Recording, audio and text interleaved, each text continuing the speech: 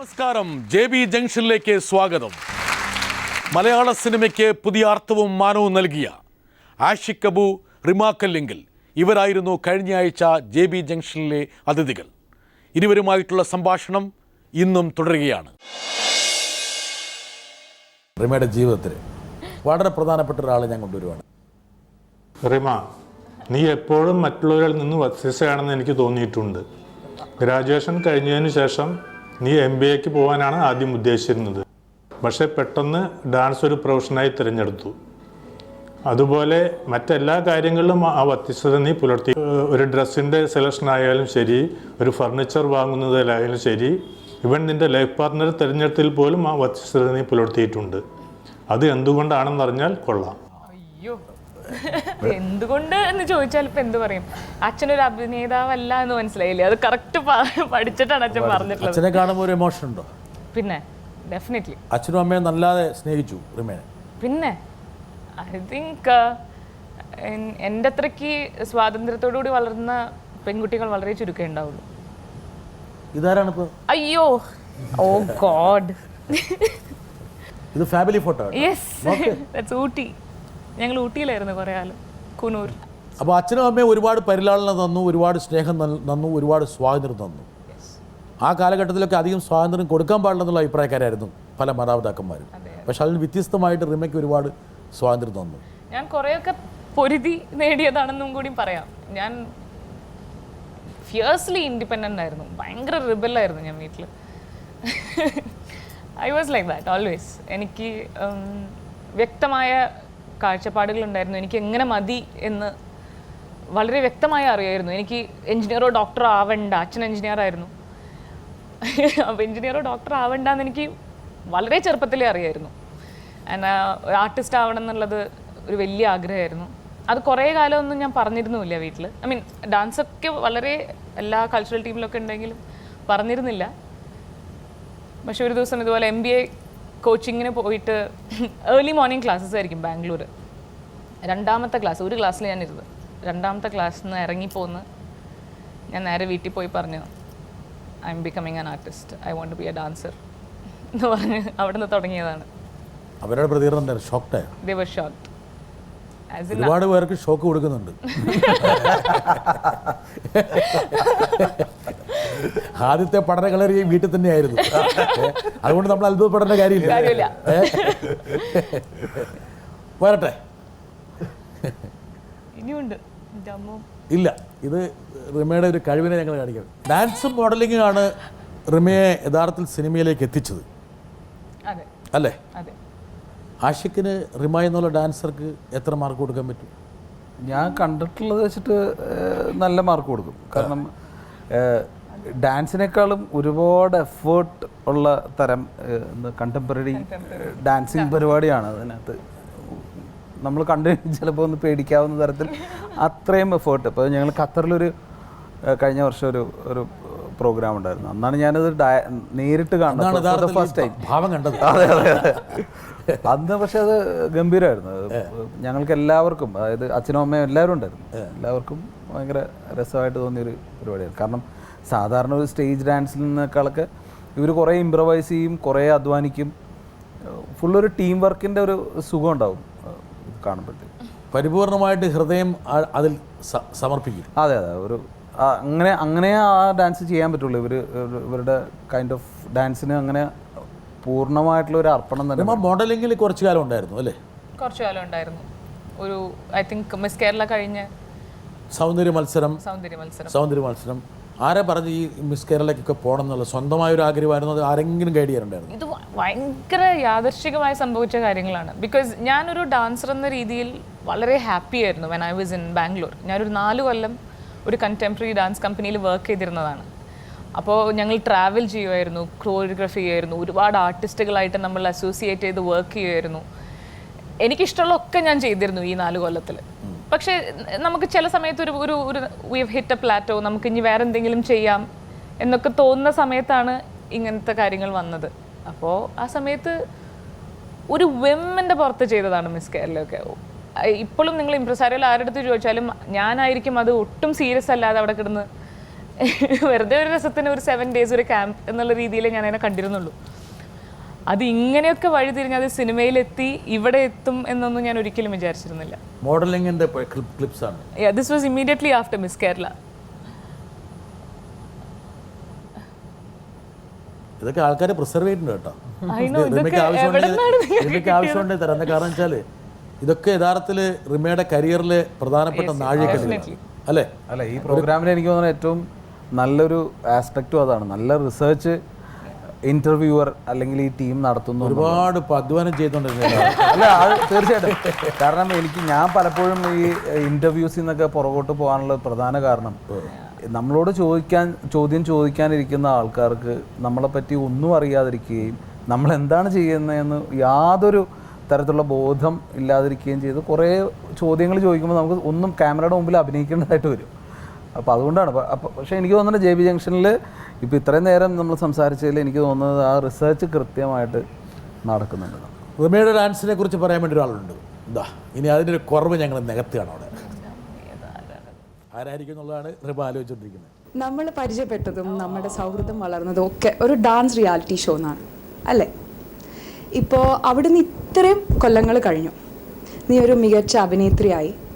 And after all these years എനിക്ക് ഒരു ചോദ്യം ചോദിക്കാനുള്ളത്, right now where does dance stand for you? What is the importance of dance in your life? ഡാൻസിലൂടെ പരിചയപ്പെട്ട ഒരു ഫ്രണ്ടാണ്. അതുകൊണ്ടാണ് മൂപ്പര് ഡാൻസ് എപ്പോഴും പറയുന്നതാണ് എൻ്റെ അടുത്ത്, അഭിനയത്തിൻ്റെ ഇടയിൽ അത് മറക്കരുത്, ഡാൻസ് എപ്പോഴും ഉണ്ടാവണം ലൈഫിൽ എന്ന് ഉപദേശിക്കുന്ന ഒരു ഫ്രണ്ടാണ്. So may be that's why. ചോദ്യം വന്നു. ഡാൻസ് വളരെ വളരെ ഇമ്പോർട്ടൻ്റ് ആണ് ലൈഫിൽ. ആക്ച്വലി എൻ്റെ ഒരു നെക്സ്റ്റ് സ്റ്റെപ്പ് എന്ന് പറയുന്നതും ഒരു ഡാൻസ് സ്പേസ് ഇൻ കൊച്ചിൻ ആണ് ഞാനിപ്പോൾ ആലോചിച്ചുകൊണ്ടിരിക്കുന്നത്. അത് ഇൻ പ്രോസസ്സാണ് ഓൾറെഡി. എനിക്കത് തൃശ്ശൂർ ചെയ്യണം എന്നായിരുന്നു ആഗ്രഹം. തൃശ്ശൂർ അങ്ങനെ ഒരു സ്പേസ് തുടങ്ങണം എന്നായിരുന്നു ആഗ്രഹം. Dance reality show Thakathimi. Okay. അപ്പോൾ കലാജീവിതം തുടങ്ങിയത് ഡാൻസിൽ നിന്നാണ്. അത് അവിടെ തന്നെ വന്ന് നിൽക്കും. അതിലേക്ക് മടങ്ങി പോകണം, എന്തെങ്കിലും മടങ്ങി പോകണം എന്നുള്ളതല്ല, അത് എപ്പോഴും ഉണ്ട് എൻ്റെ ലൈഫിൽ. പക്ഷെ അതിന് കുറച്ചും കൂടി ഇമ്പോർട്ടൻസ് കൊടുക്കണം എന്ന് എനിക്ക് അതിന് ഇന്റൻസിറ്റി കുറഞ്ഞിരിക്കുകയാണ് definitely. Because movies take a lot of time. ഞാൻ പറയാറുണ്ട് എപ്പോഴും, കാരണം പാടുക ഡാൻസ് ചെയ്യുക എന്നൊക്കെ പറയുന്നത് എല്ലാവർക്കും കിട്ടുന്ന ഒരു കാര്യമല്ല. അപ്പോൾ അത് പറ്റാവുന്ന അത്രയും കാലം അത് കൊണ്ടു നടക്കുക, അത് കുറച്ചും കൂടെ ഒക്കെ നന്നാക്കാൻ നോക്കുക എന്നുള്ളത് വലിയ കാര്യം തന്നെയാണ്. അപ്പോൾ അതിനു വേണ്ടിയുള്ള ശ്രമങ്ങൾ നടക്കുന്നുണ്ട്. ഈ ഡാൻസ് ഈ സിനിമയിൽ വന്ന ആൾക്കാർ എപ്പോഴും അഭിമുഖീകരിക്കുന്ന പ്രശ്നം ഒരുപാട് ഡിസ്ട്രാക്ഷൻ ഉണ്ടാവും. എന്താ കാരണം വെച്ചാൽ പ്രത്യേകിച്ച് ആഷിഖിൻ്റെ ഭാര്യയായി. ആഷിഖ് സംവിധായകൻ മാത്രമല്ല നിർമ്മാതാവാണ്. അപ്പോൾ കൃത്യമായി പേഴ്സണിലുള്ള എണ്ണം കൂടി ഒന്ന് നോക്കേണ്ടി വരും. അതല്ലെങ്കിൽ കുടുംബം കുളന്നുകൊണ്ടാൽ ഒരു 2-3 സിനിമ പിടിച്ചാൽ മതി എന്ന് ആൾക്കാർ പറയാറുണ്ട്. അപ്പോൾ അതുകൊണ്ട് ഒരുപാട് ഉത്തരവാദിത്തങ്ങളും ബാധ്യതയും വന്നു.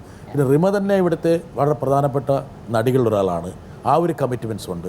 ഇതെല്ലാം കൂടി വരുമ്പോൾ ഒരു പക്ഷേ എവിടെയെങ്കിലും ഒരു ഫോക്കസ് വേണമെങ്കിൽ നഷ്ടപ്പെടാം. ചില ആൾക്കാർ പറയുന്നത് ഇപ്പോൾ റിമ നല്ല സിനിമകൾ വരുന്ന ഓഫറുകൾ സ്വീകരിക്കുന്നില്ല എന്ന് പറയും. എനിക്കറിയില്ല, ഐ ഡോണ്ട് നോ. എനിക്ക് നല്ല ഓഫേഴ്സ് വരുന്നില്ല എന്നുള്ളൊരു പരാതി എനിക്കുണ്ട്. അതേ ആശയ്ക്ക് ഡിസ്കറേജ് ചെയ്യുന്നതാണോ? അയ്യോ ഇല്ല, ഞാൻ ചെയ്യാനേ പറയുള്ളൂ. വീട്ടിലങ്ങനെ ഇരിക്കേണ്ടതാണ്. അല്ല, അതിൻ്റെ അല്ല. ഞാൻ പല കാര്യങ്ങളിലും പറയും. ഇപ്പോൾ റിമയ്ക്ക് അത് സ്ക്രിപ്റ്റ് എനിക്ക് അത്ര ഇൻട്രസ്റ്റിംഗ് ആയിട്ട് തോന്നില്ല എന്ന് പറയുമ്പോൾ ഞാൻ ട്രൈ ചെയ്ത്. ആഷിക്ക് റിമയാണോ റിമയുടെ വരുന്ന സ്ക്രിപ്റ്റിന്റെ പരിപൂർണ? ഉറപ്പായിട്ടും അതിനകത്ത് ഞാൻ ആരും കൈകടത്താൻ സമ്മതിക്കാറില്ല. ഒരിക്കലും ഇല്ല. എല്ലാ ഡിസിഷൻസും ഞാൻ തന്നെ എടുക്കാറ് എൻ്റെ ഒരു പ്രൊഫഷൻ്റെ സീനിൽ. പക്ഷേ എനിക്കൊരു പരാതി എന്ന് തന്നെ വേണമെങ്കിൽ പറയാം. ഇപ്പോൾ ആനഗസ്റ്റിന് സ്റ്റേറ്റ് അവാർഡ് കിട്ടിയപ്പോൾ എന്താ പറയുക, ഒരു എതിര് നിൽക്കാൻ ആരും ഉണ്ടായിരുന്നില്ല എന്നാണ് പറയപ്പെടുന്നത്. അപ്പോൾ സത്യമാണത്. എതിര് നിൽക്കാൻ എവിടെ റോൾസ് എവിടെയുണ്ട്? ഇത് അഭിനയിച്ച് ഫലിപ്പിക്കാൻ മാത്രം എന്തോരം റോൾസ് എവിടെയുണ്ട്? എനിക്ക് സത്യം പറഞ്ഞാൽ ഫഹദിനോടും അല്ലെങ്കിൽ എൻ്റെ മെയിൽ കൗണ്ടർ പാർട്സ്, എൻ്റെ ഒപ്പം നിൽക്കുന്ന മെയിൽ ആർട്ടിസ്റ്റിനോട് എനിക്ക് അസൂയ തോന്നാറുണ്ട്. ബിക്കോസ് അവർക്ക് 100-200 സ്ക്രിപ്റ്റ്സിൽ നിന്ന് അവർക്ക് ഒരു 10 സെലക്ട് ചെയ്യാൻ ഉണ്ട്. നമുക്കൊരു 10 സ്ക്രിപ്റ്റ്സിൽ നിന്ന് ഒരെണ്ണം സെലക്ട് ചെയ്യാനില്ല. ആക്ട്രസസിന് വളരെ ചുരുക്കം ചോയ്സസേ ഉള്ളൂ. Very very less. അതൊരു വലിയ വിഷമം തന്നെയാണ്. ഒരു പക്ഷേ റിമ കുറച്ചും കൂടി സെലക്റ്റീവ് ആയതാണോ, അതെയോ ഈ പറഞ്ഞ പോലെ റിമയുടെ മാനസിക അവസ്ഥയിലുണ്ടായിട്ടുള്ള മാറ്റമാണ് അതായത് എനിക്ക് ഇത്തരം സിനിമകൾ വേണ്ടതില്ല എന്നുള്ളതാണോ അതെയോ നല്ല ഓഫറുകൾ വരാത്തതുകൊണ്ടാണോ? രണ്ടും വേണം സംഭവിച്ചേക്കാം ഒരേ സമയം. ഞാൻ പറയുന്നത് അങ്ങനത്തെ നല്ല സിനിമകളും നല്ല റോളുകളും മെയിൽ ആക്ടേഴ്സിന് ഉണ്ടാവുന്നുണ്ട്. ആഷിക് എടുത്ത പോലെ ഇപ്പം കോട്ടയം 22 പോലത്തുള്ള ഒരു സിനിമ ഇനി അടുത്ത കാലത്തൊന്നും ഒരുപക്ഷെ ആരും എടുക്കില്ല. ഫീമെയിൽ സെൻട്രിക് ആയിട്ടുള്ള ഒരു സിനിമയല്ല പറയുന്നത്. നമ്മൾ ഏതൊരു സിനിമയിലാകുമ്പോഴും അതിന് ഒരുപാട് ഉഗ്രൻ മെയിൽ ക്യാരക്ടേഴ്സ് ഉണ്ടാവും, നല്ല മെയിൽ ക്യാരക്ടേഴ്സ് ഉണ്ടാവും. പക്ഷെ അതിനോടനുബന്ധിച്ചുള്ള ഒരു ഫീമെയിൽ ക്യാരക്ടേഴ്സിൻ്റെ ഒരു സാന്നിധ്യം പൊതുവേ സിനിമകളിൽ വളരെ കുറവാണ്. ഐ മീൻ മലയാള സിനിമയെ മാത്രമല്ല ഞാൻ പറയുന്നത്. സ്ത്രീകളെ ഷോപ്പീസ് ആക്കുന്നു സംവിധായകന്മാർ. അത് നമുക്കെല്ലാവർക്കും അറിയാവുന്ന ഒരു കാര്യമാണ്. ഗാങ്സ്റ്ററിലും ആഷിക്ക് ചെയ്തതാണെന്ന് പറയുന്ന ആൾക്കാരുണ്ട്. അങ്ങനെ ഒരു അഭിപ്രായം ഞാൻ കേട്ടില്ല. കേട്ടിട്ടില്ല. ആഷിക്കിൽ നിന്ന് വേണമെങ്കിൽ വർദ്ധിച്ച റോള് വേണമെങ്കിൽ ഒരു ഫീമെയിൽ കൗണ്ടർ പാർട്ടിന് വേണമെങ്കിൽ ആൾക്കാർ പ്രതീക്ഷിക്കുന്നുണ്ടാകും. അത് ഈ പറഞ്ഞ പോലെ ആഷിക്കിൻ്റെ ഒരു പശ്ചാത്തലത്തിൻ്റെ ഒരു പ്രത്യേകത കൊണ്ടാണ്. എന്നുവെച്ചാൽ വളരെ ബോൾഡായിട്ടൊരു സിനിമ എടുത്തതിൻ്റെ അതെപ്പോഴും ഒരു ഹാങ് ഓവറായിട്ട് ആഷിക്കിനെ വിടാതെ പിടികൂടിക്കൊണ്ടിരിക്കും. അല്ല, അത് നല്ലതാണെന്നേ. കാരണം അങ്ങനെ ഒരു ഉത്തരവാദിത്വം ഉണ്ടാവട്ടെ. അങ്ങനെയെങ്കിലും കുറച്ച് ഇപ്പം റിമക്കൊക്കെ ഉള്ള ഒരുപാട് പരാതികളാണ്. റിമയെ പോലുള്ള ഒരുപാട് ആർട്ടിസ്റ്റുകളുടെ പരാതിയാണിത്. ഇവിടെ ഇവർക്ക് ഒരുപാട് പേര് പറഞ്ഞു ഞാൻ കേട്ടിട്ടുണ്ട്. ഇവർക്ക് പെർഫോം ചെയ്യാനുള്ള നല്ല ക്യാരക്ടേഴ്സ് കിട്ടുന്നില്ല എന്നുള്ളത് ഇവരുടെ ഒരു വലിയ പരാതി. 1-2 പതിറ്റാണ്ട് കാലത്ത് നല്ലൊരു റോള് പോലും നിർവഹിക്കാൻ കഴിയാതെ സിനിമയിൽ നിന്ന് പിന്മാറി എത്രയോ നല്ല ആക്ടേഴ്സ് ഉണ്ട്. അവിടെയൊക്കെ പലരും ഈ പരിപാടിയിൽ വരുമ്പോൾ അവരുടെ ഏറ്റവും വലിയ ദുഃഖം ഒരു പക്ഷേ ആഷിക്കിനെ പോലുള്ള നല്ലൊരു സംവിധായകൻ ഇല്ലാതെ പോയതാണ്. പലപ്പോഴും പല ഘട്ടങ്ങളിൽ 1-2 പതിറ്റാണ്ട് കാലം വേണമെങ്കിൽ ഒരു ലേഡി ഒരു റോള് വേണമെങ്കിൽ 0 ആയിരുന്നു, മിനിമലായിരുന്നു. അങ്ങനെ പോലും സംഭവിച്ചൊരു സാഹചര്യം മലയാള സിനിമയിലുണ്ട്. റിമയുടെ ഒരാളെയും കൂടെ കൊണ്ടുവന്നാൽ മാത്രമേ ആ ചിത്രം പൂർത്തിയാകുള്ളൂ. അദ്ദേഹത്തിലേക്ക് നമുക്ക് പോകാം. Hi Reema, hi Aashiq. എനിക്ക് റീമയോട് ചോദിക്കാനുള്ളത്, കൂനൂരായാലും തൃശ്ശൂരായാലും നമുക്ക് ഒരുപാട് നല്ല ചൈൽഡ്ഹുഡ് മെമ്മറീസ് ഉണ്ട്. ഇപ്പോൾ പെട്ടെന്ന് റീമയുടെ മനസ്സിൽ ഓടി വരുന്നത് ഏത് മെമ്മറിയാണ്? Abi, he is my everything. എൻ്റെ ചേട്ടനാണ്. ചേട്ടനായിട്ട് ഒരുപാട് അടിപിടി കൂട്ടിയിട്ടുണ്ടോ? ഒരു പാവാണ്. പാവം. ഒരു അടിപിടിയും കൂട്ടേണ്ട വന്നിട്ടില്ല. അതുകൊണ്ട് എല്ലാം വിട്ടു വന്നിട്ടേ ഉള്ളൂ. ഐ മീൻ എല്ലാത്തിനും. ഇങ്ങനെയൊക്കെയുള്ള ചേട്ടന്മാരെ നമുക്കില്ലാതെ പോയല്ലോ. എനിക്കിപ്പോഴും ഓർമ്മയുണ്ട്. ഐ തിങ്ക് ഞാൻ ഡാൻസ് കരിയറാക്കി എടുക്കുമ്പോൾ എൻ്റെ ശമ്പളം 5000 രൂപയാണ് മാസം. അപ്പോൾ എൻ്റെ അടിച്ചു പൊളിക്ക് അത് ഒരിക്കലും തികയാറില്ല. എന്നാൽ ഞാൻ ഭയങ്കര ഇപ്പം വീട്ടിൽ ആദ്യം എതിർപ്പൊക്കെ ഉള്ളതുകൊണ്ട് വീട്ടിൽ നിന്ന് അങ്ങനെ കാശൊന്നും വാങ്ങില്ല. അങ്ങനത്തെ ആ ഒരു ഭയങ്കര ഈഗോ ഒക്കെ ഉള്ള കൂട്ടത്തിലായിരുന്നു. അപ്പോൾ ഒക്കെ എൻ്റെ എല്ലാ ദൂർത്തുകളും എൻ്റെ എല്ലാ ചിലവുകളും, ഐ മീൻ എല്ലാതും എൻ്റെ ഒരു ഇമോഷണൽ സപ്പോർട്ടും എല്ലാം അബിയായിരുന്നു. ചെറുപ്പം മുതലേ.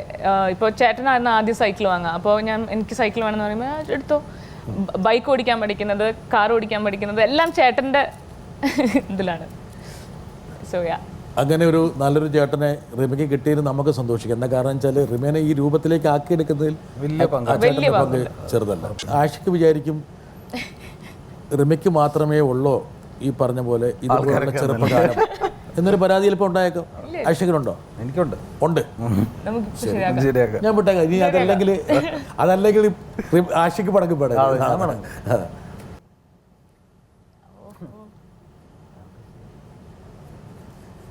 ആഷിക്ക് ഇവിടെയാണ് പഠിച്ചതെന്ന് വരുത്തിയത്.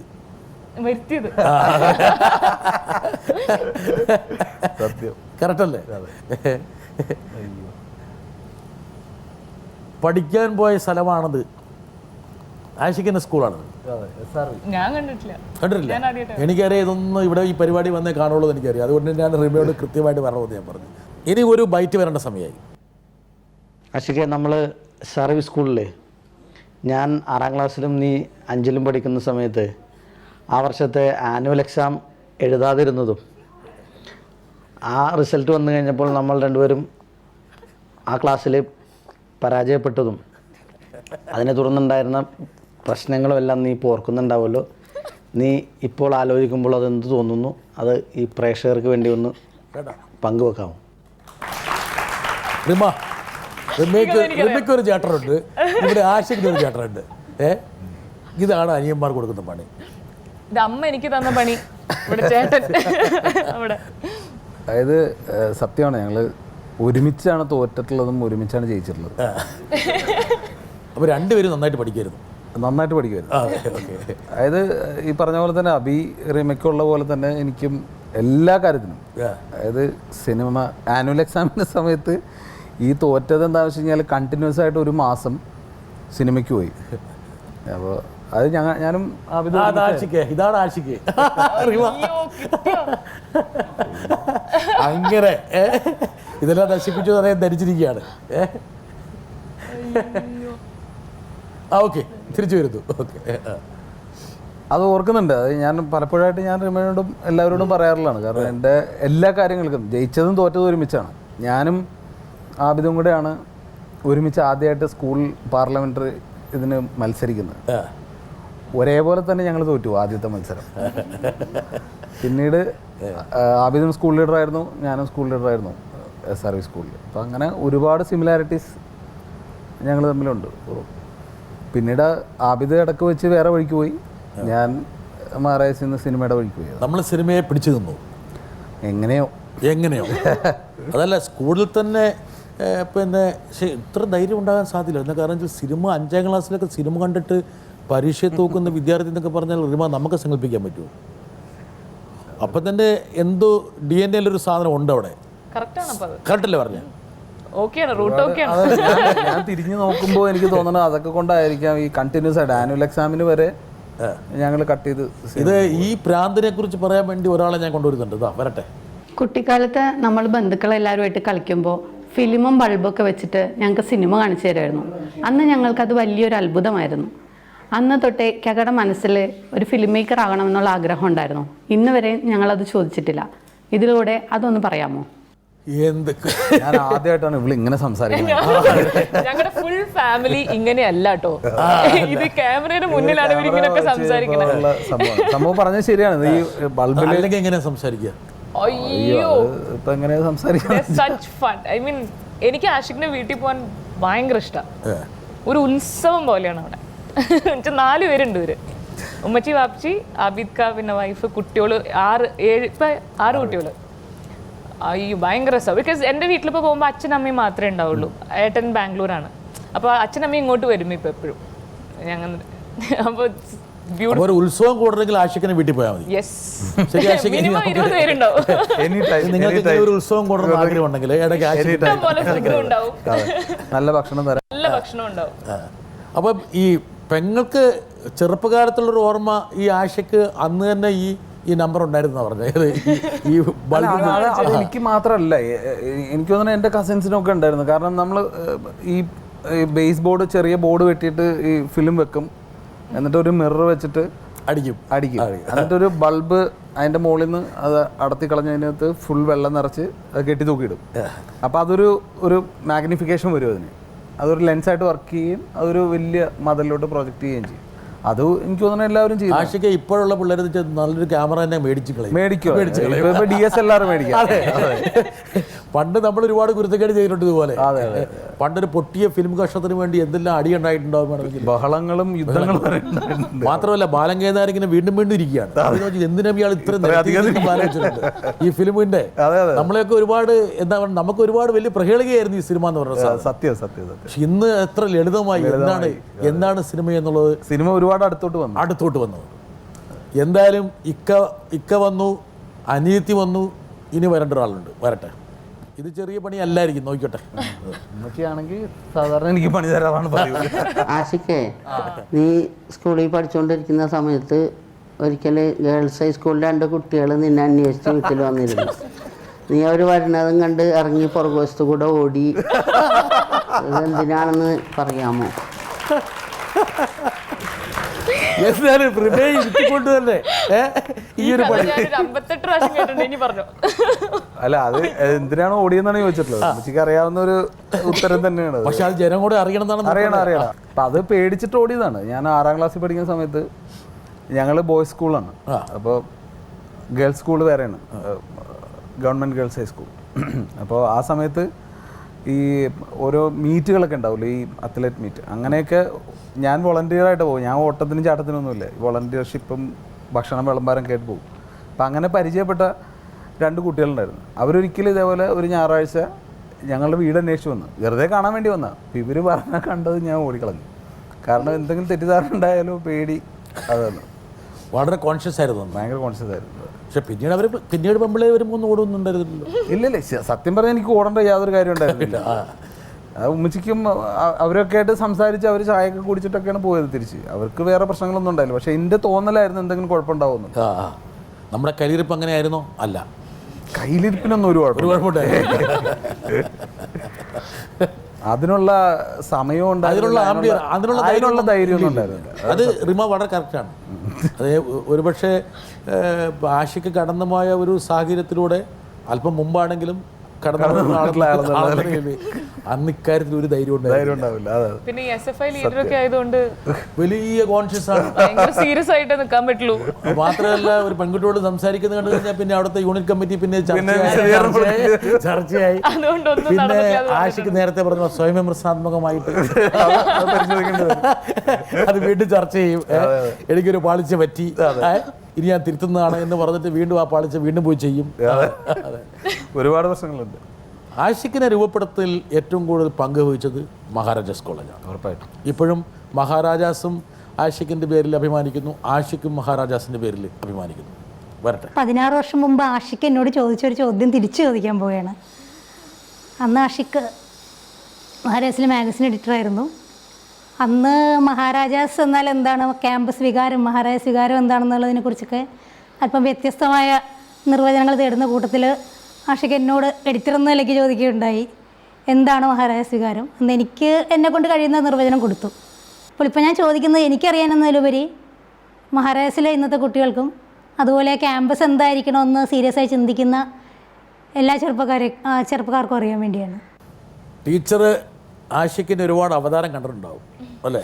എനിക്ക് തോന്നുന്നത് എൻ്റെ പ്രീ ഡിഗ്രി കാലം മുതൽ പട്ടിണി കിടന്നപ്പോൾ ഭക്ഷണം തന്നതും പുസ്തകം വാങ്ങി തന്ന് എന്നെ പഠിപ്പിച്ചതൊക്കെ ചേച്ചി തന്നെയാണ്. എന്നെ മാത്രമല്ല കേട്ടോ, ഇപ്പോൾ ഒരുപാട് പേരെ ഭക്ഷണം കൊടുത്ത് ഇവർക്ക് ജോലി ഒന്നും ഉണ്ടായിരുന്നില്ല. ചേച്ചി അന്ന് പുറത്തൊക്കെ പോയി ജോലി ചെയ്യണ സമയത്തും കോളേജിൽ വന്ന് അന്ന് കാശൊന്നുമില്ലല്ലോ, ഭക്ഷണത്തിനുള്ള പൈസയും പഠിപ്പിക്കാനും. ഇപ്പം ഞാൻ MA പാസ്സായി ശരിക്കും ചേച്ചിയുടെയൊക്കെ കഴിവുകൊണ്ടാണെന്ന് പറയാം. കാരണം അത്രയധികം നിർബന്ധവും പുസ്തകം വാങ്ങാറില്ല. അപ്പോൾ പുസ്തകം വാങ്ങിത്തരികയും ഒക്കെ ചെയ്തിട്ടുള്ളതാണ്. അപ്പോൾ ഞാൻ എൻ്റെ മാഗസീനിൽ ചേച്ചിയുടെ ഇൻ്റർവ്യൂവിന് ഞങ്ങൾ ചേച്ചിനോട് ചോദിച്ചതാണ്, എന്താണ് ഈ സ്പിരിറ്റ്, എന്താണ് മഹാരാജാസ് കോളേജ് എന്ന് പറയുമ്പോൾ തന്നെ അവിടെ പഠിച്ച ആൾക്കാർക്ക് ഉണ്ടാകുന്ന ഒരു സ്പിരിറ്റ് എന്താണെന്നുള്ളത്. അപ്പോൾ എനിക്ക് തോന്നുന്നത് ആവശ്യം ഏറ്റവും ഫ്രീ ആയി ചിന്തിക്കാനും ജീവിക്കാനും പറ്റിയ ഒരു സമയമായിരുന്നു എനിക്ക് തോന്നുന്നത് മഹാരാജാസ് കാലഘട്ടം. അതുകൊണ്ട് തന്നെ നമുക്ക് ഇഷ്ടമുള്ള വഴിക്ക് നീങ്ങാം, ഇതിനെക്കുറിച്ച് നിർഭയമായിട്ട് എന്തും ആലോചിക്കാം, എന്തും പ്രവർത്തിക്കാം, ഏത് തരത്തിലുള്ള പ്രവർത്തനങ്ങളിലും ഏർപ്പെടാം. ഞാനൊക്കെ ഒരുപാട് ക്ലാസ് ക്യാമ്പയിനുകൾ ചെയ്തിട്ടുണ്ട്. അന്നൊക്കെ ഒരുപാട് ഡിസ്കഷനുകൾ അവിടെ ഉണ്ടായിരുന്നു. ഞാൻ പഠിച്ച കാലത്തേക്കാളും വളരെ ആക്റ്റീവായിരുന്ന ഒരു ഭൂതകാലമുണ്ട് മഹാരാജാസ് കോളേജ്. അതായത് ഞങ്ങൾക്ക് സങ്കല്പിക്കാൻ പറ്റാത്ത രീതിയിലുള്ള, പക്ഷെ അതിൻ്റെയൊക്കെ അവസാന ഘട്ടത്തിൽ വന്നൊരാളെന്നുള്ള നിലയ്ക്കാണ്. ഇതായിരുന്നോ മാഗസിൻ എഡിറ്റർ ആഷിക് കപൂർ? അതെ, ആണ്. റിമ ഈ പടം കണ്ടിട്ടുണ്ട്? ഒരുപക്ഷെ കേരളത്തിൻ്റെ ക്യാമ്പസുകളിലെ അന്നുണ്ടായിരുന്ന ആ പ്രവർത്തന സ്വാതന്ത്ര്യം എനിക്കൊന്ന് ഞാൻ കേരളത്തിൻ്റെ വെളിയിൽ ഒരുപാട് കാലം ജോലി ചെയ്തിട്ടുള്ളതെന്ന് പറയുകയാണ്. അവിടെയുള്ള കോളേജിലെ വിദ്യാർത്ഥികളോട് സംസാരിച്ച് കഴിഞ്ഞാൽ അവർക്കൊന്നും മനസ്സിലാവില്ല. ഇങ്ങനത്തെ ഒരു വേണമെങ്കിൽ റിമയ്ക്ക് തന്നെ മനസ്സിലാവാൻ പറ്റില്ല. അതായത് ഇതൊക്കെ അവിടെ ഒരാളും കൊണ്ട് ഇരിപ്പുണ്ടല്ലോ, മമ്മൂക്ക ഇരിപ്പുണ്ട് അവിടെ. ഇതാണ് ബെസ്റ്റ് മാഗസിൻ എഡിറ്ററുള്ള അവാർഡ് ആഷിക്കിന് കിട്ടി. അതൊരു വഴിത്തിരിവായിരുന്നു. തീർച്ചയായിട്ടും അത് നല്ലൊരു വഴിത്തിരിവായിരുന്നു. ഞാൻ ആദ്യമായിട്ട് മമ്മൂക്കനെ കാണണം അവിടെ വെച്ചിട്ടാണ്. അന്ന് മമ്മൂക്ക പറഞ്ഞത് ആഷിക്ക് ഒരു വലിയ മാധ്യമ പ്രവർത്തനമായിട്ട് മാറട്ടെ ഭാവിയിൽ എന്നാണ്. പക്ഷെ അത് സംഭവിച്ചില്ല. മാധ്യമ ലോകത്തിന് ഉള്ളൊരു നഷ്ടമാണോ മുതൽക്കൂട്ടാണോ? മുതൽക്കൂട്ട് തന്നെ. ഞാൻ ഇങ്ങോട്ട് വരായിരുന്നു. എന്തായാലും സിനിമയ്ക്ക് ഇങ്ങോട്ട് വരായിരുന്നാണ്. അല്ല, ഇങ്ങോട്ട് വരായിരുന്നു നന്നായിന്ന് പറയാം. കാരണം എനിക്ക് കാര്യമായിട്ടൊന്നും ചെയ്യാനില്ലാത്ത പറയാൻ പറ്റില്ല ആഷിക്ക്. എന്താ കാരണം എന്ന് വെച്ചാൽ രണ്ടും ഒരു പക്ഷേ ഇന്ന് ഇത് തമ്മിലുള്ള ആ വേർതിരിവില്ലാതാകുകയാണ്. ചെയ്തൊരു മീഡിയ എൻ്റർടൈൻമെൻറ്റ് എന്നുള്ളൊരു പൊതുവായിട്ടുള്ളൊരു സംശയമായിട്ട് മാറുക. എന്തായാലും ആഷിക്ക് വരായിരുന്നു നന്നായി. എന്നാൽ കാര്യം മലയാള സിനിമയ്ക്ക് ആഷിക്കിനെ കിട്ടില്ലായിരുന്നു, നഷ്ടപ്പെടുമായിരുന്നു. വരട്ടെ. ആഷിക്കിൽ എനിക്ക് തോന്നിയിട്ടുള്ള ഒരു പ്രധാന ഗുണം, നമ്മൾ സംഘടനാ തലത്തിലാണെങ്കിലും യൂണിയൻ തലത്തിലാണെങ്കിലും ഒരു വിശദീകരണം ചോദിക്കുകയാണെങ്കിൽ അതിൻ്റെ രണ്ടാമതൊരു ചോദ്യം ചോദിക്കാൻ പറ്റാത്ത രീതിയിൽ വളരെ വ്യക്തമായ വിശദീകരണമായിരിക്കും ആഷിക്ക് തന്നിരിക്കുന്നത്. ആഷിക്കിൻ്റെ ഈ ഗുണം ആഷിക്കിൻ്റെ സിനിമാ കരിയറിൽ എത്രമാത്രം ഗുണകരമായി വന്നിട്ടുണ്ട് എന്നാണ് എനിക്കറിയേണ്ടത്. സനൽ എൻ്റെ നേതാവായിരുന്നു ആ സമയത്ത്. അപ്പോൾ സനൽ ഈ പറഞ്ഞ കാര്യം കറക്റ്റാണ്. കാരണം കമ്മിറ്റികളിലൊക്കെ പലപ്പോഴും വിശദീകരണം ചോദിക്കുമ്പോൾ വളരെ ക്ലിയർ ആയിട്ട് ഞാൻ മറുപടി കൊടുക്കും, ആധികാരികമായിട്ട് പറയും. വളരെ ക്ലിയർ ആയിട്ട്. അത് ചിലപ്പോൾ അബദ്ധമായിരിക്കാം, പക്ഷേ എൻ്റെ ക്ലാരിറ്റി ഉണ്ടാവും. അവർക്കൊരു സംശയമായിരിക്കാം. രണ്ടാമത് ആലോചിക്കാൻ ഒരു സമയം കൊടുക്കില്ല. പിന്നെ ഒരു 2 മാസം കഴിഞ്ഞായിരിക്കും അത് സനൽ പറഞ്ഞത് കറക്റ്റാണ്. സനൽ സെൻറ് ആൽബർട്ട്സിലായിരുന്നു, ഞാൻ മഹാരാജസിലായിരുന്നു. പക്ഷേ സംഘടനാ തലത്തിൽ ഒരു പെരിഫറൽ ലോജിക്ക് അവിടെ വർക്കൗട്ട് ചെയ്യും. അല്ല, അത് മനഃപൂർവ്വമല്ല. എനിക്ക് ശരിയെന്ന് ആ സമയത്ത് തോന്നുന്ന കാര്യം വളരെ ഓപ്പണായിട്ട് അപ്പം പറയും, യുക്തിഭദ്രമായിട്ട് അവതരിപ്പിക്കും. അത്രേ ഉള്ളൂ. റിമ, ഇതൊക്കെ ഈ ഗുണങ്ങളൊക്കെ എപ്പോഴും കാത്തു സൂക്ഷിക്കുന്നുണ്ടോ? എല്ലാം ഓക്കെയാണ്. പറഞ്ഞ് പറ്റിച്ച് കളയും. അതാണ് ഇതിൻ്റെ പരിപാടി. അതായത് കറക്റ്റായിട്ട് ഇന്നാണ് കാര്യങ്ങൾ, ഇതാണ് സംഭവം എന്ന് പറയുമ്പോൾ നമുക്ക് തന്നെ ബോധ്യപ്പെട്ടു, നമുക്കൊരു കൺഫ്യൂഷനും ഇല്ല. പലപ്പോഴും നമുക്ക് ഇതിൻ്റെ പൂർണ്ണ അർത്ഥത്തിൽ ഈ കാര്യങ്ങളൊക്കെ അന്വേഷിച്ച് കണ്ടുപിടിക്കാനുള്ള സമയം ഉണ്ടാവാറില്ല. കാരണം ഒരു കമ്മിറ്റിയിൽ പെട്ടെന്ന് ഒരാൾ കയറി ഇരുന്നിട്ട് ഒരു ചോദ്യം ചോദിക്കുമ്പോൾ എനിക്കൊന്ന് പഠിക്കാൻ സമയം വേണമെന്ന് പറയണ്ട. അപ്പം അതുകൊണ്ട് തന്നെ പലപ്പോഴും അങ്ങനെ സംഭവിച്ചു. എസ്റ്റംബറായിട്ടൊരു ലോജിക്ക് വർക്കൗട്ട് ചെയ്യും. അതെ, വരട്ടെ.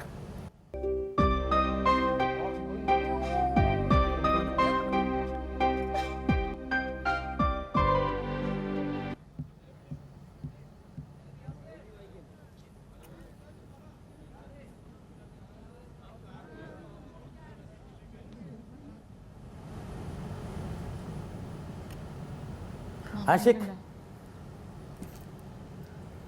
കൈരളിയിൽ തന്നെ ടെലികാസ്റ്റ് ചെയ്തതാണ്. ഇതന്ന് ചെയർമാൻ പ്രത്യേകം പറഞ്ഞിട്ട് സൗജന്യമായി ടെലികാസ്റ്റ് ചെയ്തതാണ്. അത് ഞാൻ എല്ലാ സ്ഥലത്തും പറയാറുണ്ട്. സ്ലോട്ട് ഫീ മേടിച്ചിട്ടില്ല. ഇല്ല, അത് ഞങ്ങൾ മേടിക്കായിരുന്നു പറഞ്ഞ ബോധപൂർവ്വം. എന്നെ കാരണം വെച്ചാൽ അതിങ്ങനെ കൂടി വരട്ടെ എന്നൊരു പ്രത്യേക ഘട്ടം എത്തുമ്പോൾ ഞങ്ങൾക്ക് മേടിക്കും. അങ്ങനെ ഒരു ഈ സ്ലോട്ട് ഫീ ഒരു സിനിമയുടെ റെമ്യൂണറേഷനുമായിട്ട് ബന്ധപ്പെടട്ടെ, അതിൻ്റെ സാറ്റലൈറ്റ് റൈറ്റുമായിട്ട് അവിടം വരെ എത്തിച്ചിട്ട് ഒരു സിനിമ ആശിക്കുന്നു ഞങ്ങൾ മേടിക്കും. റിമ നോട്ട് ചെയ്യണം കേട്ടോ. ഇതൊക്കെ ഞാൻ റിമയും കൊണ്ട് എടുക്കുന്നതെന്ന് വെച്ചാൽ ഇതൊക്കെ എഴുതി റെക്കോർഡ് ചെയ്യാൻ വേണ്ടിയാണ്. ഇവിടെയാണ് മമ്മൂട്ടി മുമ്പോട്ട് വരുന്നത്. അതെ, ഇപ്പോൾ ആ മാഗസിൻ എഡിറ്റർ കാലഘട്ടത്തിന് ശേഷമാണ് ഞങ്ങളിങ്ങനെ, എൻ്റെ അങ്കിൾ തന്നെയാണ് ഇത് പ്രൊഡ്യൂസ് ചെയ്തത്. അപ്പോൾ 10-12 ദിവസത്തോളം ഷൂട്ട് ചെയ്തു. അതൊക്കെ ഒരു ആഗ്രഹത്തിൻ്റെ പുറത്ത് ചെയ്തതാണ്. പക്ഷേ ഇത് ചെയ്ത് കഴിഞ്ഞതിന് ശേഷം ഇത് എന്ത് ചെയ്യുമെന്ന് അറിയില്ല. അങ്ങനെ മമ്മൂക്ക അബാദിൽ താമസിക്കുകയാണ്. അപ്പോൾ ഞാൻ ഇടയ്ക്കിടയ്ക്ക് ഇങ്ങനെ അബാദിൽ ലാൻഡ് ലൈനിലേക്ക് വിളിക്കും. ഒരു ദിവസം രാത്രി മമ്മൂക്കനെ കിട്ടി. ഞാൻ പറഞ്ഞു ഇങ്ങനെ മഹാരാജ് കോളേജിൽ നിന്നാണ് അന്നൊരു മാഗസിൻ അവാർഡിന് വന്നപ്പോൾ കണ്ട്. എന്താന്ന് ഞാൻ ഒരു കാസറ്റ് ഏൽപ്പിക്കാം, ഒന്ന് കണ്ടു നോക്കൂ എന്ന് പറഞ്ഞു. സാധനം കൊടുക്കുമെന്ന് പറഞ്ഞു. അങ്ങനെ മമ്മൂക്ക അത് കാണുകയും കൈരളിയിലത് ഫ്രീ ആയിട്ട് അത് ഞാൻ പ്രത്യേകിച്ച് ഊന്നിനോട് ഞാൻ പറഞ്ഞിട്ടുണ്ട്. ടെലികാസ്റ്റ് ഫീ അത് മമ്മൂക്ക തന്നെ അത് ഇനീഷ്യേറ്റീവ് എടുത്തത്. ഒന്നാമത്തെ കാര്യം മമ്മൂക്ക തന്നെ പഠിച്ച ക്യാമ്പസാണ്. പിന്നെ 99 എന്തോ ആണ്, 99-2000 ആ സമയത്താണ് നടക്കുന്നത്. അപ്പോൾ ആ സമയത്ത് ഒരു ക്യാമ്പസ് ഫിലിം എന്ന് പറയുന്നത് വളരെ അപൂർവമാണ്. വളരെ അപൂർവമായിരുന്നു. അന്ന് ഇല്ലയെന്ന് തന്നെ പറയാം. ഇന്നൊക്കെ എല്ലാ ക്യാമ്പസുകളിലും സിനിമയുടെ ഒരു എന്താ പറയണ്ടേ കാഴ്ചയാണ്. അപ്പോൾ ഇന്ന് എല്ലാവരും സിനിമ എടുത്തുകൊണ്ടിരിക്കുകയാണ്. അതെ, അതിനൊക്കെ മാറി. പഞ്ചായത്ത് കമ്മിറ്റി സിനിമ എടുക്കുന്നു, കമ്മിറ്റി സിനിമ എടുക്കുന്നു. അതെ, കുറേ കൂടെ ജനകീയമായി സിനിമ കുറവ് കൊണ്ട് ജനകീയമായി. ഇവിടെ നിന്നാണ് ഡാഡി കൂടിലേക്കുള്ളൊരു പോക്ക്. അതെ, വരട്ടെ.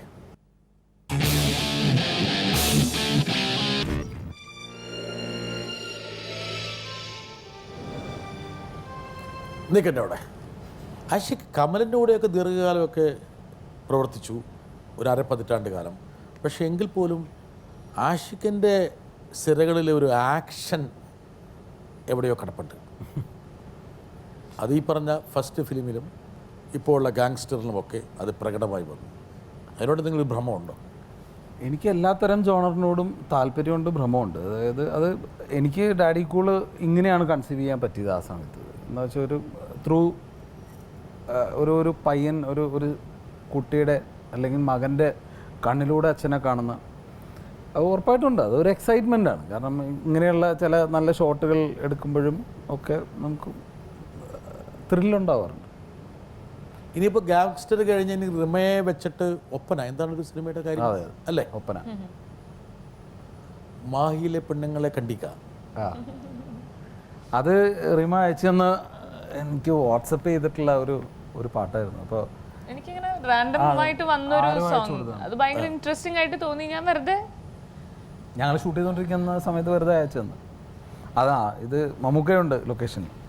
റിമയ്ക്ക് അത് ഇംപ്രസീവായി തോന്നിയ പാട്ട്. അതെ അതെ, ആഷിഖിന് അതിലൊരു സിനിമയുണ്ടോ എന്ന് നമുക്ക്, ഐ മീൻ അതിലൊരു സിനിമ ഇല്ലേ എന്നുള്ളൊരു ചോദ്യം വന്ന് അതിൽ നിന്നാണ് ഐഡിയ ഉണ്ടാവുന്നത് ആക്ച്വലി. ആ സിനിമയായിട്ട് മുമ്പോട്ട് പോകണം ഉറപ്പായിട്ടും. അതിൻ്റെ ഒരു തിരക്കഥ കാര്യങ്ങളൊക്കെ ഒന്ന് ഫൈനലാവുന്നവരെ കുറച്ച് സമയം കൊടുക്കാമെന്ന് വിചാരിച്ചു. ഇപ്പോൾ ചോദിച്ചില്ല ആക്ഷനോട് ഭ്രമമുണ്ടോ എന്ന് ചോദിച്ചാൽ, എനിക്ക് അതിലും കൂടുതൽ എനിക്ക് തോന്നിയിട്ടുള്ളത് ആഷിഖിന് വളരെ ഡിഫറെൻ്റ് ആയിട്ടുള്ള സബ്ജക്ട്സ്, അതായത് ഇതുവരെ പറയാത്ത രീതിയിലുള്ള വൈവിധ്യമുള്ള, പിന്നെ സോഷ്യലി റെലവെൻ്റ് ആയിട്ടുള്ള ടോപ്പിക്സിനോടാണ് കൂടുതൽ ഭ്രമം എന്നാണ് എനിക്ക് തോന്നിയിട്ടുള്ളത് പേഴ്സണലി. അല്ല ഓരോരുത്തരും ആഷിഖിനെ പല രൂപത്തിലാണ് കാണുന്നത്. എന്താ കാരണം വെച്ചാൽ ആഷിഖ് വലിയൊരു സംഭവമായതുകൊണ്ട് ഇതിനൊക്കെ ചിലവുണ്ടെന്ന് ഞാൻ പ്രത്യേകം പറയാം. പല രൂപത്തിൽ ആഷിഖിനെ കാണുന്ന ആൾക്കാരുണ്ട്. ഉദാഹരണം പറഞ്ഞാൽ ആഷിഖ് നല്ല കൊമേഴ്സ്യൽ എന്താ പറയുക കണ്ണുള്ള ആളാണെന്ന് പറയുന്നവരുണ്ട്. കൃത്യമായിട്ട് എവിടെയാണ് പണം കായ്ക്കുക എന്നറിയാം, എവിടെ കൊത്തണം എന്നറിയാം എന്നൊക്കെയുള്ള. ആഷിഖിൻ്റെ സിനിമാ കമ്പനിയുടെ പേരെന്താണ്? OPM. എന്താ OPM കൊണ്ട് ഉദ്ദേശിച്ചത്? അതർ പീപ്പിൾസ് മണി.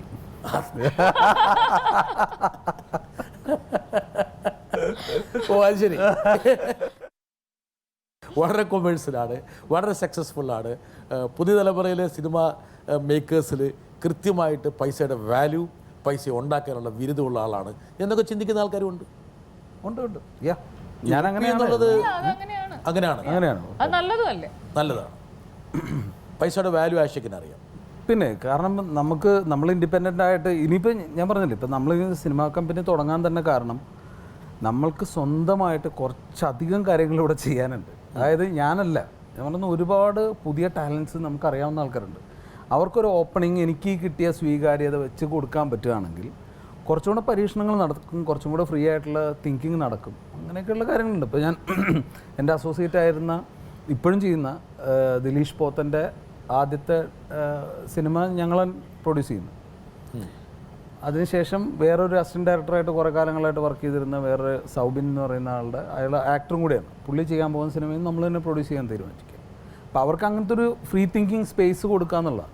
ചില ആൾക്കാർ എന്നോട് പറഞ്ഞു, ഇപ്പോൾ ആഷിഖ് ഈ പറഞ്ഞ ആഷിഖിൻ്റെ ഒരു പ്രത്യേക ഭാവതലം എന്നുള്ളത് വലിയ എൻജോയ്മെൻറ്റ്. ആഷിഖിൻ്റെ സെറ്റ് എന്ന് പറഞ്ഞാൽ ഭയങ്കര ആഹ്ലാദത്തിൻ്റെ സെറ്റാണ്, അല്പം കൂടെ ഫ്രീ ആണ് എല്ലാ കാര്യങ്ങളിലും, കുറച്ച് എൻജോയ്മെൻറ്റിൽ കൂടുതലുണ്ട്.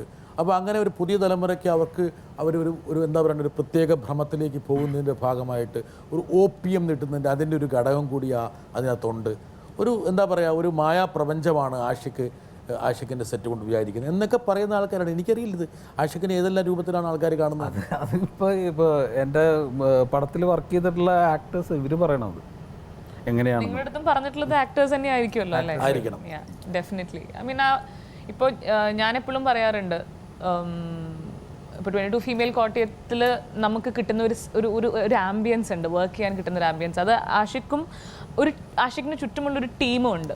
അപ്പോൾ ഇവർ ഒരുമിച്ചാണ് താമസിച്ചിരുന്നത്. ഇപ്പോൾ ടിൽ വി ഗോട്ട് മാരിഡ് ഇവരെല്ലാവരും ഒരുമിച്ച് ഭയങ്കര രസമുള്ളൊരു എനർജി ഉണ്ട് ഇവർ തമ്മിൽ. പിന്നെ എല്ലാ ഘട്ടത്തിലും ഒരു പടത്തിൻ്റെ ഈ ഒരു ഐഡിയ രൂപപ്പെട്ട് അതൊരു സിനിമയാവുന്നത് വരെ എല്ലാവർക്കും വളരെ വ്യക്തമായൊരു പങ്കുണ്ട്. അല്ലാതെ നമ്മുടെ സിനിമയാണെന്നുള്ളൊരു ഫീലിംഗ് ഉണ്ട്. അതിൻ്റെ എല്ലാം ഒരു പോസിറ്റീവ് എനർജിയുടെ ഒരു റിഫ്ലക്ഷൻ ആഷിഖിൻ്റെ എല്ലാ ഫിലിംസിലും. ഒരു ഹെഡ് മാസ്റ്റർ ഡയറക്ടർ അല്ല, ഡെഫിനറ്റ്ലി അല്ല. ആഷിഖിൻ്റെ അടുത്ത് ആർക്കും ഏത് ലെവലിലുള്ള ആളുകൾക്കും വന്ന് അവരുടെ കാര്യങ്ങൾ പറയാം. ജനാധിപത്യമുണ്ട്, കമ്മ്യൂണിസം ഉണ്ട്. കുറച്ചു കാലം ആ ഒരു സ്വാതന്ത്ര്യ ജനാധിപത്യം സോഷ്യലിസം അദ്ദേഹം കുറെ വിളിച്ചിട്ടുള്ളതായതുകൊണ്ട് അതുകൊണ്ട് വരട്ടെ. ഡാഡി കൂൾ മുതൽ ഇടുക്കി ഗോൾഡ് വരെ നോക്കിയാൽ ഒരു രീതിയിലും പാട്ടുകളെ സംബന്ധിച്ച് ഇടപെട്ടിട്ടില്ല ആഷിഖ്. ഒരു നിബന്ധനകളും വച്ചിട്ടില്ല, മാനദണ്ഡങ്ങളില്ല പാട്ടുകൾ ഇങ്ങനെ വേണമെന്ന്. ആകെ ആദ്യത്തെ ഒരു ബ്രീഫ് മാത്രം തരും. ലിറിക്കിലാണ് കുറച്ചും കൂടി അഭിപ്രായങ്ങൾ പ്രകടിപ്പിക്കാറുള്ളത്. അപ്പോൾ ഞാനാണെങ്കിൽ നിബന്ധനകൾ ആവശ്യമില്ലാത്ത സംഗീത സംവിധായകനാണെന്ന് ഞാൻ കരുതുന്നുമില്ല. അപ്പോൾ ഇത്തരം ധൈര്യം, ഇപ്പോൾ ഒരു മ്യൂസിക് കമ്പോസറെ വിശ്വസിക്കാനുള്ള ഒരു ധൈര്യമാണോ അതോ ഒരു കണ്ണടച്ചുള്ള ഒരു വിശ്വാസം, അതിൻ്റെ ഒരു പരിണിത ഫലം അതിൻ്റെ പോസിറ്റീവ് ആകുമെന്നുള്ളൊരു വിശ്വാസമാണോ അതോ ധൈര്യമാണോ? ബിജി എൻ്റെ ഒരുപാട് കാലങ്ങളായിട്ടുള്ളൊരു സുഹൃത്താണ്. ആ ഒരു വിശ്വാസമുണ്ട്. പിന്നെ ബിജി പല ഘട്ടങ്ങളിലും പല ട്രെൻഡുകളിൽ മാറ്റങ്ങൾ ഇവിടെ സംഭവിക്കുന്നു, പല പുതിയ തരം മ്യൂസിക് വരുന്നു. ഇതിൻ്റെ ഒന്നും പുറകെ പോകാതെ വളരെ ശാന്തനായി സ്വന്തം നിലപാടും സ്വന്തം സംഗീതവും മുറുകെ പിടിച്ചിട്ടുള്ള ഒരാളാണ് ഞാൻ മനസ്സിലാക്കിയെടുത്തോളം. അപ്പോൾ അതുകൊണ്ട് തന്നെ ബിജി നല്ല ലിസണറാണ്. അപ്പോൾ നമ്മൾ പറയുന്ന കാര്യങ്ങൾ കൃത്യമായി കേട്ടുകൊണ്ടിരിക്കുന്ന ഒരാളാണ്. പിന്നെ ബിജി ബാലിൽ എത്രത്തോളം സമർത്ഥനാണ് മ്യൂസിക് ഡയറക്ഷൻ്റെ കാര്യത്തിൽ എന്നുള്ളത് ഇപ്പം ഞാൻ പറയേണ്ട കാര്യമില്ല. ഇപ്പം എൻ്റെ സിനിമകളെ ആളുകളിലേക്ക് നല്ല രീതിയിൽ അതിൻ്റെ കൃത്യമായ നിലക്ക് എത്തിക്കാൻ ബിജി ബാൽ വലിയ സംഭാവനകൾ ചെയ്തിട്ടുണ്ട്. അത് എൻ്റെ ഡാഡി കൂൾ മുതൽ എന്താ പറയുന്നത് ഈ കഴിഞ്ഞ പടം വരെ, ഇടുക്കി ഗോൾഡ് വരെ നോക്കുകയാണെങ്കിൽ അത് വിശ്വാസം തന്നെയാണ്. ഞാൻ എല്ലാവരെയും എൻ്റെ കൂടെ വർക്ക് ചെയ്യുന്ന എല്ലാവരും വിശ്വസിക്കും. നമ്മളെ വിശ്വസിക്കണം ഒരു വിശ്വാസമുണ്ട്. ഒരു വിശ്വാസത്തിലെടുക്കുക എന്നുള്ളതാണല്ലോ. അങ്ങനത്തെ ഒരു ടീം വർക്കാണ് സിനിമ. പക്ഷേ ടെലിവിഷൻ അല്ലെങ്കിൽ എൻ്റർടൈൻമെൻറ്റ് മേഖല എന്ന് പറയുന്നത് ഒരു പാർട്ട്ണർഷിപ്പാണ്, ഒരു ടീം വർക്കാണ്. അതെ, ടീം വർക്ക്. ഒരാൾ മാറിയാൽ തീർന്നു. ഈ വിശ്വാസത്തിൽ എന്തെങ്കിലും പ്രശ്നം ഉണ്ടെങ്കിലും അത് ആ പ്രോഡക്റ്റിൽ കാണും. നമ്മൾ ചെയ്യുന്ന എന്ത് ആക്ടിവിറ്റിയാണോ അതിനകത്ത് കാണും. ആ ബിലീഫാണ് ഇതിനെ നിർത്തുന്നത്. അപ്പോൾ എൻ്റെ എഴുത്തുകാരായിട്ടുള്ള ആളുകളെ ഞാൻ വിശ്വസിക്കുന്നതും അവരെന്നെ വിശ്വസിക്കുന്നതും അതാണ്. നമ്മുടെ ലാല് പറഞ്ഞു ഇവന്മാർ ഭീകര സംഘം എന്ന് പറഞ്ഞത്. ഭീകര സംഘമൊന്നുമില്ല. ഇപ്പം എൻ്റെ കൂടെയുള്ള ആൾക്കാരെന്നൊക്കെ പറയാൻ വളരെ സാധാരണ അതിൻ്റെ ഭാഷ. അല്ല, ഇപ്പം പൊതുവിൽ അങ്ങനെ ഒരു സംഭവം ഉണ്ട്. ഇത് എന്തോ ഒരു ഭയങ്കര കൊള്ളസംഘമാണെന്നുള്ള ഒരു ധാരണ. അതൊന്നുമല്ല. വളരെ ഇപ്പം സംസാരിച്ച ശ്യാമ കാടിനകത്ത് കുറ്റിക്കാടിന് ശ്യാമൊക്കെയാണ് അതിലെ ഏറ്റവും ഭീകരൻ, താടി കൊണ്ട് മാത്രമായിട്ട്. വളരെ സാധാരണക്കാരായിട്ടുള്ള മനുഷ്യരാണ്. വരട്ടെ. എനിക്ക് ഈ ഫിലിമിൻ്റെ ഓഫർ ഭയങ്കര അഗെയിൻ വെരി ഫണ്ണിലി ആഷിഖ് എൻ്റെ ഫേസ്ബുക്കിൽ ഞാൻ അപ്പോൾ കുറച്ച് ആക്റ്റീവായിട്ടുണ്ടായിരുന്നു ഫേസ്ബുക്ക് അക്കൗണ്ടിൽ. ആഷിഖ് ഒരു മെസ്സേജ് അയച്ചു, ശ്വേത ഐ എം ആഷിഖ് അബു, എന്താ പറയുക, I want narrate a script. അപ്പോൾ എനിക്ക് ആരാണ് ആഷിഖ് അറിഞ്ഞില്ല. ഗൂഗിൾ ചെയ്ത് നോക്കിയപ്പോൾ ഡാഡി കൂളിൻ്റെ ഡയറക്ടറാണ്. ഞാൻ തെലുങ്ക് പടം ചെയ്യുന്നുണ്ടായിരുന്നു. അപ്പോൾ I immediately called him up. ഞാൻ ഹൈദരാബാദിൽ എന്താ പറയുക ഹോട്ടലിൽ നിന്ന് ലൊക്കേഷൻ പോകാണ്ടായിരുന്നു. അങ്ങനെയാണ് ഞാൻ ഈ എന്താ പറയുക കഥ കേട്ടത്. ഞാൻ കേട്ടത് ഒരു ജൂൺ ജൂലൈയിലാണ്. നമ്മൾ ഷൂട്ടിംഗ് ചെയ്തത് ജാനുവരിയിലാണ്, ഓൾമോസ്റ്റ് ആഫ്റ്റർ 6 months. അപ്പോൾ കേട്ടപ്പോഴന്നെ ഐ വാസ് ത്രിൽഡ്. അപ്പോൾ ഞാൻ ആഷിഖ് പറയുന്നു ലെറ്റ് സീ, അങ്ങനെയാണ് വിചാരിക്കുന്നത്. ഞാൻ പറഞ്ഞു I am very confident about this. Salt and pepper daddy കൂളിന് ശേഷം 2 വർഷം എടുത്തു അല്ലേ സോൾട്ട് ആൻഡ് പെപ്പറിലേക്ക്? 1 വർഷം സിനിമ ചെയ്തില്ല. 2010 എൻ്റെ പടങ്ങളില്ല. ആഷിക്ക് സാധാരണഗതിയിൽ ആരും അതിന് മുകളിൽ കൈവെക്കില്ല. സോൾട്ട് ആൻഡ് പെപ്പറിൻ്റെ മുകളിൽ. ഒന്ന് ലാലും ശ്വേതാമേനും.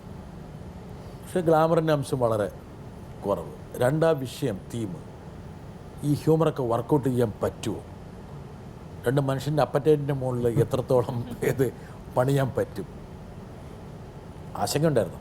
ഉറപ്പായിട്ടും ഉണ്ടായിരുന്നു. പക്ഷേ ഞാൻ പറഞ്ഞു, ഷൂട്ടിംഗ് തുടങ്ങിയതിന് ശേഷം എന്നെ ശ്യാമ് ഫോണിൽ വിളിച്ചിട്ട് ആഷിഖേട്ടാ ഒരു സീനും കൂടെ നമുക്ക് ഇതിനകത്ത് ആഡ് ചെയ്യണം എന്ന് പറഞ്ഞു. ആ സീൻ ആഡ് ചെയ്യുന്ന കാര്യം പറഞ്ഞതോടുകൂടി എൻ്റെ ആശങ്ക മാറി. എനിക്ക് പിന്നെ ഉറപ്പായി ഇത് മനസ്സിലാവുന്നു. ആ സീനാണ് ആ സിനിമ തുടങ്ങുന്നത്. പുള്ളി തിന്നുന്ന ഈ സീൻ ഫോണിൽ കൂടെ എൻ്റെ അടുത്ത് പറഞ്ഞ ഉടനെ പിന്നെ എനിക്ക് മനസ്സിലായി ഇത് ഈ സിനിമ അത് ആളുകളിലേക്ക് എത്തും. കാരണം ഇത് പറയാൻ ബുദ്ധിമുട്ടുള്ള കാര്യമാണ്. പക്ഷേ ഒരു ഇൻട്രൊഡക്ഷൻ, ഈ ഒരു സീനും പിന്നെ നമ്മൾ ചെമ്പാവ് എന്നുള്ള പാട്ടും കൂടെ വരുന്ന സമയത്ത് അത് ജെല്ലി. കാരണം അത് ഭയങ്കര ക്ലാസിക് സീനാണ്. ആ പുള്ളി തിന്നുന്ന അത് കേൾക്കുമ്പോഴേ നമുക്കറിയാം ഇത് തിയേറ്ററിലെ ആൾക്കാരുടെ വായിൽ വെള്ളം വരും എന്നുള്ളത്. അപ്പോൾ അത് ശ്യാമെന്ന് എൻ്റെ അടുത്ത് പറയുന്ന സമയത്ത് ഞാൻ പിന്നെ കോൺഫിഡൻ്റായി. ഓരോരുത്തരെയും കൈകാര്യം ചെയ്ത രീതി ആഷിക്കിനെ മലയാള സിനിമ സഹോദരം ശ്രദ്ധിച്ചു തുടങ്ങിയത് ആ ചിത്രത്തിന് ശേഷമാണ്. ലാലെന്നുള്ള ഒരു മുരടനെ പിടിച്ച് ആ ഒരു വേഷത്തിലേൽപ്പിക്കുന്നു. അതിനേക്കാൾ പ്രധാനം വേറൊരു വിദ്വാനെ കൊണ്ടുവന്നിട്ട് വരട്ടെ. വില്ലനായിട്ടും തല്ലുകൊണ്ടും ഇടി കൂടിയൊക്കെ നടന്ന നമ്മളെ താങ്കളുടെ ഡാഡി കൂൾ എന്നുള്ള സിനിമയിലാണ് ആദ്യമായിട്ട് കുറച്ചൊരു ഹ്യൂമർ കലർന്നൊരു വേഷം കൈകാര്യം ചെയ്യാനായിട്ട് നമ്മളെ വിളിച്ചത്. അതിനുശേഷം അതിനകത്ത് അങ്ങിങ്ങായി ചിരി കണ്ടതിന് ശേഷമാണ് ഈ സോൾട്ട് ആൻഡ് പെപ്പർ എന്നുള്ള സിനിമയിൽ എല്ലാവരും തികച്ചും മറ്റേതൊരു ഡയറക്ടറായാലും മടിക്കുന്ന ഒരു വേഷത്തിനായിട്ട് താങ്കൾ എന്നെ അതിനകത്ത് ആ വേഷം അവതരിപ്പിച്ചു. അത് വളരെ മനോഹരമായിരുന്നു. അതിനുശേഷം എന്താ പറയുക, എൻ്റെ ഒരു കാരിയർ തന്നെ നമ്മുടെ ഭയങ്കരമായിട്ട് മാറിയെന്ന് പറയാം. പക്ഷെ എൻ്റെ ചോദ്യം ഇതല്ല. അതിനുശേഷം ഈ സോൾട്ട് ആൻഡ് പെപ്പർ എന്നുള്ള പടത്തിന് ശേഷം ഞാൻ ഗാങ്സ്റ്റർ എന്നുള്ള പടം വരെ നമ്മൾ തമ്മിലുള്ള ബന്ധം ഇങ്ങനെ പോകുന്നുണ്ട്. ഞാൻ ഫോൺ ചെയ്യാറുണ്ട്, വിളിക്കാറുണ്ട്, സംസാരിക്കാറുണ്ട്. പക്ഷേ എന്തുകൊണ്ടാണ് താങ്കൾ അതിന് ശേഷമുള്ള ഒരു പടത്തിനും എന്നെ വിളിക്കാഞ്ഞത്? 22 FK കഴിഞ്ഞിട്ട്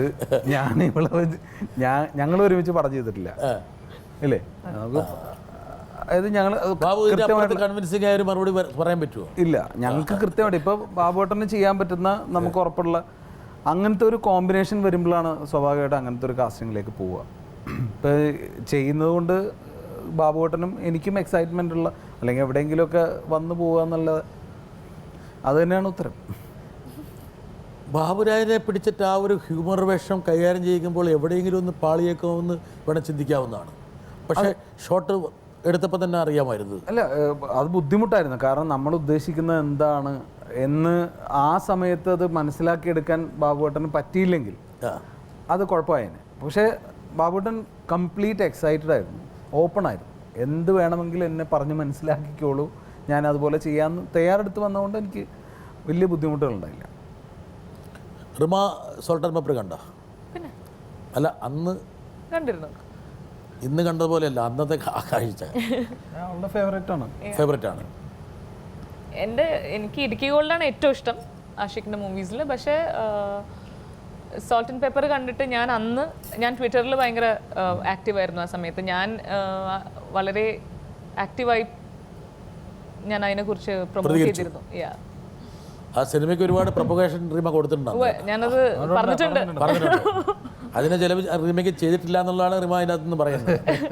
യഥാർത്ഥത്തിൽ സോൾട്ട് ആൻഡ് പെപ്പറിനെ സോൾട്ട് ആൻഡ് പെപ്പർ ആക്കിയത് ഇങ്ങനെ ഒരുപാട് ആൾക്കാർ ഈ പറഞ്ഞ മാധ്യമങ്ങളിലൂടെ നടത്തിയ ഈ പറഞ്ഞ മൗത്ത് പബ്ലിസിറ്റി അതിൽ ഒരുപാട് വർക്ക് ചെയ്തിട്ടുണ്ട്.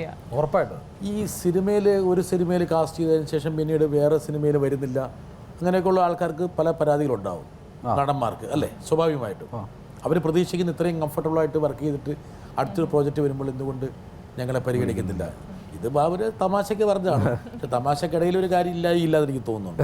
പുള്ളിക്ക് ആഗ്രഹമുണ്ട്, എന്തായാലും ഇടയ്ക്ക് എന്നോട് പറയാറുണ്ട്, നമുക്കൊരു ഒരുമിച്ചൊരു പടം ചെയ്യണം, എന്തെങ്കിലുമൊക്കെ ഉണ്ടെങ്കിൽ എന്നെ വിളിക്കണം. അത് സ്നേഹം കൊണ്ടാണ്.